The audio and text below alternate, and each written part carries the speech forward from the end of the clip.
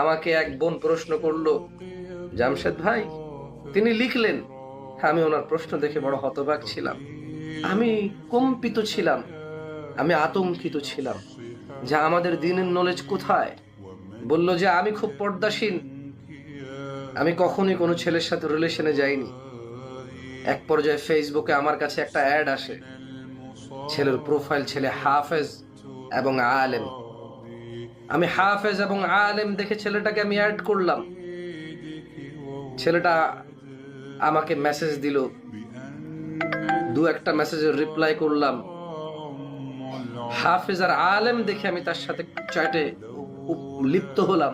এক পর্যায়ে ছেলেটা ওই মহিলার ইনবক্সে লেখালেখি করে কান্নাকাটি করে কথা বলার জন্য টুকিটাকি মোবাইলে কথাও বললাম। ছেলেটা বলল যে আমি খুব পর্দাশীল, সে আলেম, সে হাফেজ, সে আমাকে পছন্দ করে ফেলেছে, সে আমাকে ছাড়া বিয়ে